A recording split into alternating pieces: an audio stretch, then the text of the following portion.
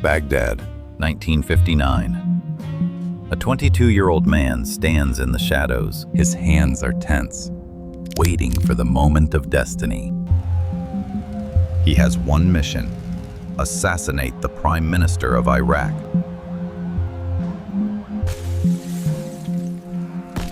And he failed. He was wounded, forced to flee through the desert. His name was Saddam Hussein. 20 years later, that failed assassin became the president of Iraq and one of the most brutal dictators of the 20th century. How did a failed hired assassin rise to the peak of power?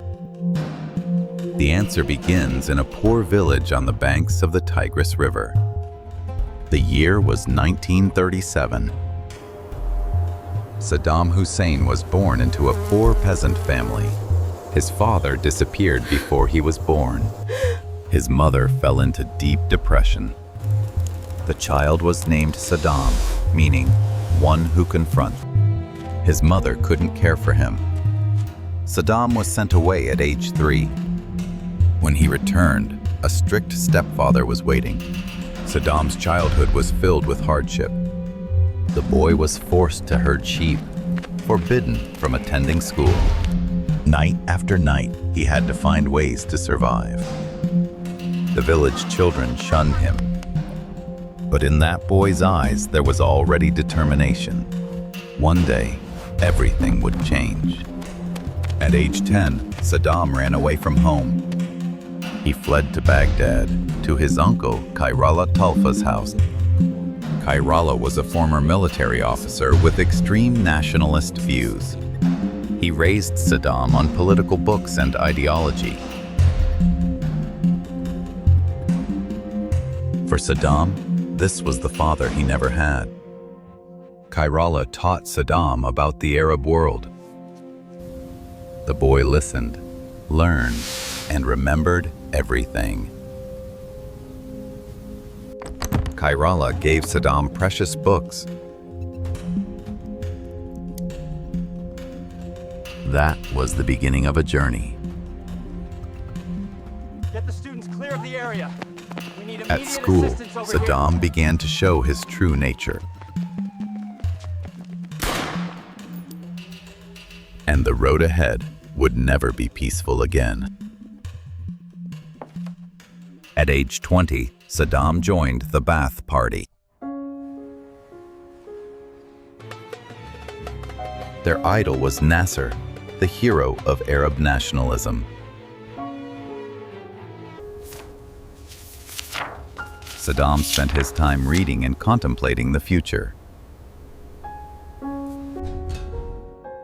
Political ideologies shaped the man he would become.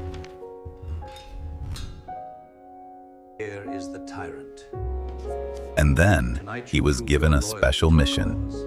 He won't survive the night. Baghdad, October 7th, 1959. The night of destiny had arrived. The target, Prime Minister Abdul Karim Qasim. It has to be done. He is a traitor. The Ba'ath Party decided Qasim must be eliminated. 22-year-old Saddam was assigned a supporting role. But Saddam was not someone who accepted a minor part. 6:30 p.m., Al-Rashid Street. Qasim's motorcade appeared. Saddam acted earlier than planned. Everything descended into chaos. Suppressing fire, go, go, go! These kids get away.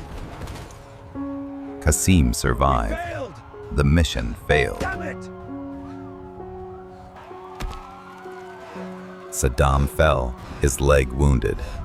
We have to get him help. Look, the hospital is right His there. comrades wanted to take the They are wounded watching to the hospital. hospital. Help me move him, quickly. Saddam ordered, "Leave them behind. Run." In that moment, his true nature was revealed. They abandoned their comrade and fled into the night.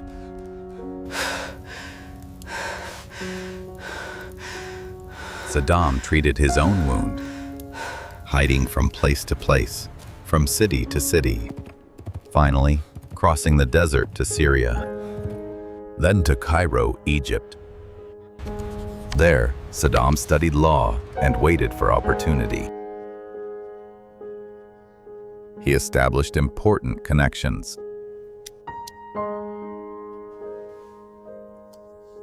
In 1963, news arrived. Qasim had been overthrown. Saddam returned to Iraq, a different man. He joined the Ba'ath Party apparatus. Patient, calculating, waiting for the right moment.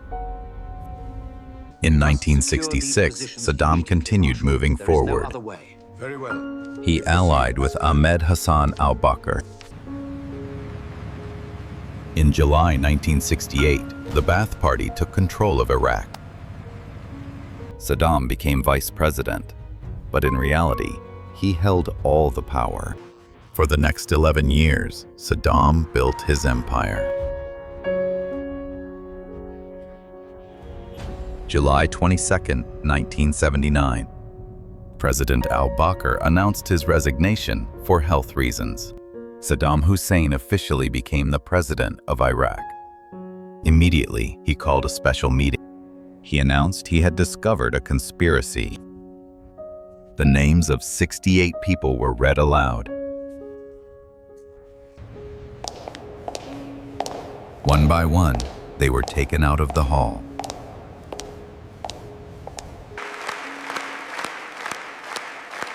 Those who remained stood up and applauded. The recording of the meeting was broadcast across the country. 22 people were dealt with immediately after. From then on, no one dared to oppose Saddam.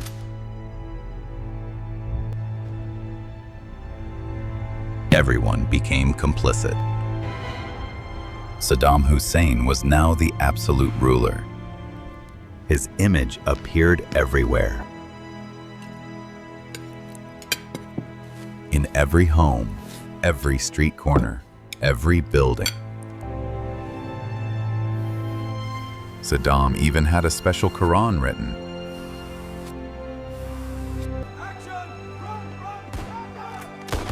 His life story was made into a heroic film.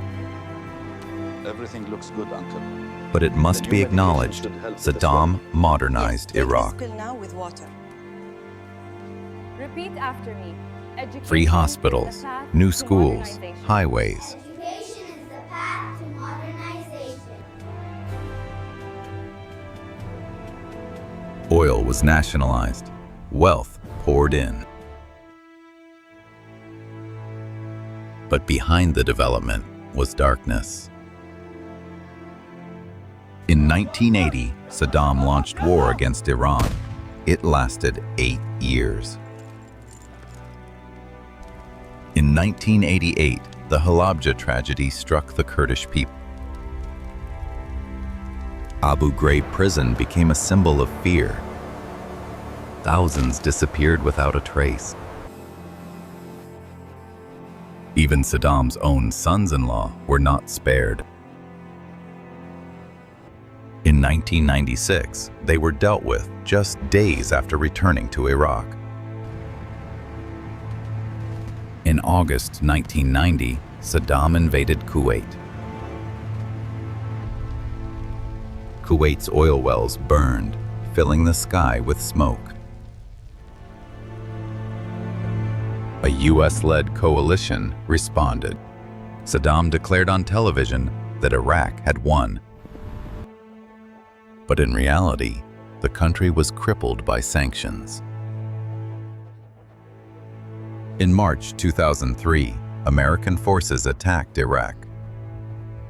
Saddam's statue was pulled down in Firdos Square. Saddam became the most wanted man. The lavish palaces now stood empty. The manhunt lasted many months. Hold up, check that door. December Moving to the left. 13th, 2003, near Tikrit. Just a few hundred meters from where he was born. Found it. Get the light on it. Copy. American soldiers found a hole in the ground, Get up now. and inside, Saddam Hussein was found. From golden palaces secure. to a dark hole in the ground. The circle had closed. The trial lasted 9 months. Saddam maintained his demeanor before the court. Saddam, one who confronts. True to his name until the very end. Evidence of his crimes was presented. The verdict was announced.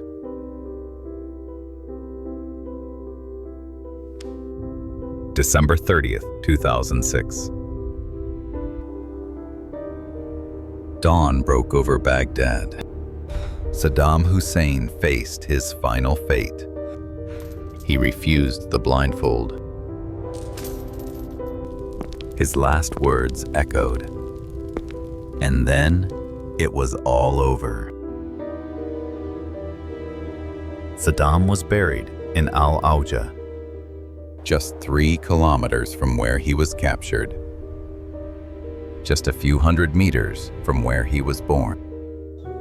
From a lonely child in a mud house, to a fugitive in the desert, and finally, a hole in the ground. Questions about legacy and history remain. What turns a child into a dictator?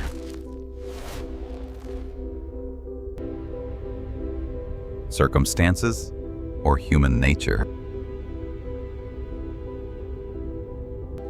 Hundreds of thousands died under Saddam's rule. But history is rarely simple.